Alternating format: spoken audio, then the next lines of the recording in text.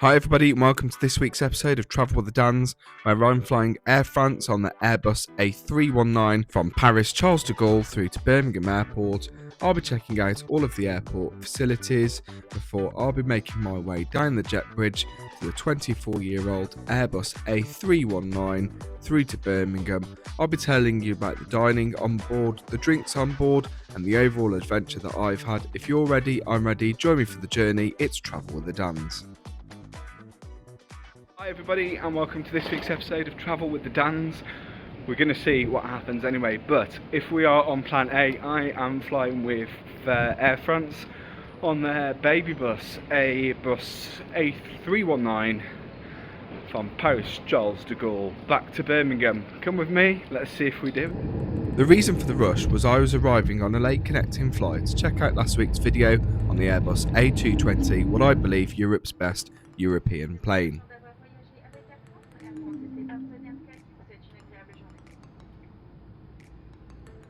Okay, so great first flight with Air France. Technically I've got 2 minutes till my gate closes for my connection, but luckily I know that flight is delayed, so we'll see if we make it. I've got to do passport control as well, so let's see what happens. Flight updates are available on the KLM app. This was because my flight was booked by KLM. A quick toilet stop and I was laughing as the dryer was called Dan Dryer. A great start. Apparently there's a separate section I've got to go to, which is 2EK. So off we go there now. Terminal 2EK. Charles de Gaulle is renowned for being a bit of a maze and opened in 1974. It's 14 miles, located northwest of Paris, and handled 460,000 aircraft movements, making it the third busiest airport in 2024. Information screens are on hand to direct you to your gate. Time to reveal the suspense. My flight is delayed by an hour and 15 minutes. So welcome to Terminal 2EK. Now in the Disney shop, or the duty free. If you're wanting cigarettes, they are considerably more expensive than somewhere like Spain.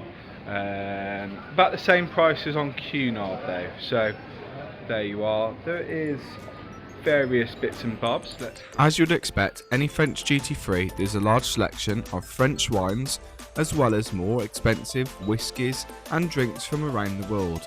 Of course, any duty-free section wouldn't be a duty-free without Baileys on offer. A variety of Jamesons from Ireland was also on offer too. You may be wishing to sample some French cheese, of which you can do so here. And last year I was very fortunate to do a French river cruise. But Châteauneuf-du-Pape was more expensive in the vineyard or the wine place than it is in Aldi, so always be aware of that. But anyway, plenty of places to also eat in the Disney shop and to get perfumes. Why do you always need perfumes to fly with? There was a great selection of places if you needed to catch that very last essence of France before you left the airport, with French cheeses, food and bistros on offer. Just be aware that when you are re-entering the United Kingdom or other countries that there are restrictions on bringing back such things as meat and dairy. It's an ideal time to tell you on how you can support our channel. We are totally self-funded and you can support us on Ko-fi and Patreon. If you join us on Patreon, you'll have access to behind the scenes and exclusive content. We are also on Facebook and Instagram, search for Travel with the Dans. Make sure you are subscribed to our channel for fresh weekly content. This is a very nice terminal and reminds me very much of the terminal at Dublin Airport. Gaming stations are also available, including a PlayStation 5.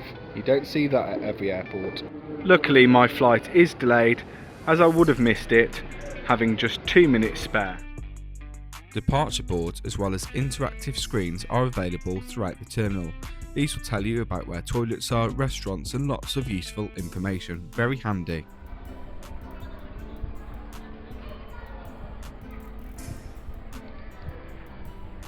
The terminal is very bright and airy, utilising natural light, and staying with the theme of being resourceful, water dispensers are also available. Quite hard to film and hold a water bottle. You can download the Air France press selection, or you can have a look here, and this may be on last week's flight why there is no literature on board, and in the terminal there is a good selection of seating with charging points and USB ports available. Of course, I looked straight at the fleet information. Flying time, we are about an hour late, but as I said, if the flight wasn't late I wouldn't have made it. At Terminal 2EK, if you need to spark up, there is an opportunity for you to have a cigarette. There's a smoking lounge, there's some nice seating towards the end of the concourse, toilets as well, so plenty of facilities. It's a nice terminal. And it's making me think about maybe flying Air France again in the future. Anyway, it's time to fly. Let's go. Flight to Birmingham will be departing from gate K34 in Terminal E, and we're boarding groups 1 and 2. There was also boarding groups 3, 4 and 5, but everyone seemed to board at once today for speed. My aircraft was laid in a 3-3 seating configuration, and I was sat in seat 26A, which was in a 2-seat configuration. My aircraft, Golf Romeo Hotel Sierra, had served Air France very loyally for 24 years.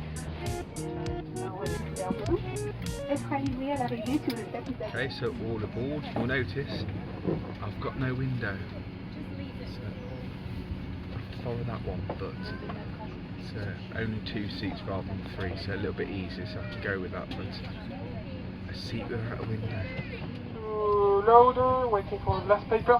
Then we'll be ready to leave for Birmingham. I really apologize for this delay. The aircraft just arrived from Bordeaux with a flight control issue, and for safety reasons we of course had to check this failure, and we had to change something on the plane. Now everything is perfect and we can leave safely. For Birmingham, 1 hour and 3 minutes of flight time. The flight should be smooth at Birmingham. For the moment it's very cloudy, 1 degree, and it should be quite windy on arrival, maybe with small rain.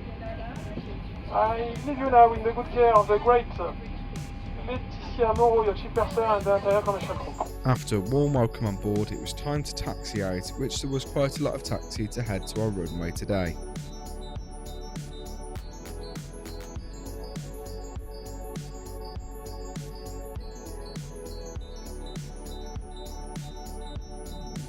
Near impossible to film without a window, I did manage to get some great views of the River Seine as we departed over Paris. Unlike its newer rivals, the Airbus A319 offers quite a tight seating configuration, but does come with an adjustable headrest.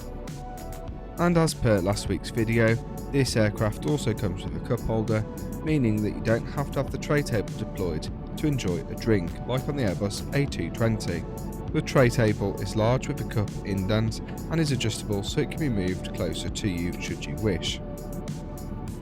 Unlike on my previous flight, a sickness bag is provided for your convenience should you need it. The legroom is quite tight and would be really close if someone reclined their seat. Like on my previous flight, there is no in-flight magazine, but a safety information card should be studied even if you are the most frequent of flyers, as it contains useful information which will be in particular to this aircraft.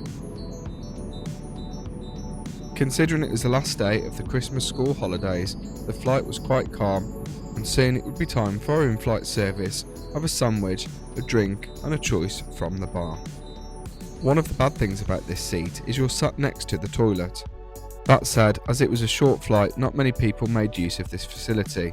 The facility itself had everything that you need, it was pretty small, but was kept clean throughout the flight. I enjoyed the view out the window. Oh wait, I didn't have one. Your area is equipped with individual reading lights as well as airflow control, seat recline and USB sockets, though important to note that last row seats do not recline.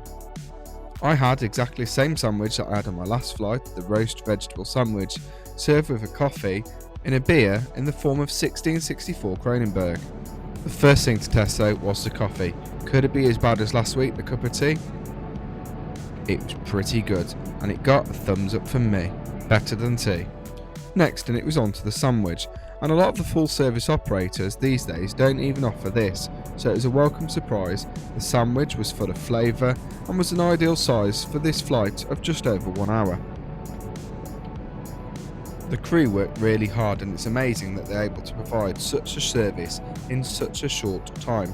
And lastly for me, it was to enjoy that lovely, ice cold, refreshing French beer and sit out and admire the views out of the window that I didn't have. What was really strange during our descent is we hit a lot of clouds and was told to switch off entirely all mobile phones. Despite the poor visibility, we landed safely in Birmingham.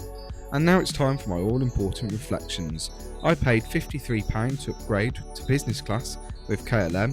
Make sure that you checked out that episode, as I was downgraded and had my flight cancelled, and that's how I ended up flying with Air France. KLM have now refunded me for the fiasco. Even though KLM offer fantastic onboard flight service, I would say that Air France offered a better onboard service, and that the Airbus A319 is an amazing aircraft. I paid just £85 one way. And there we have it, folks, back in Birmingham. Big queue as usual to get the steps attached, and it's nice that one of the cabin crew members just come and spoke to me. I don't know why, but just wanted to double check if I was a loyalty member of SkyTeam, which I am, and associated my points with my account. I had a really nice chat with her.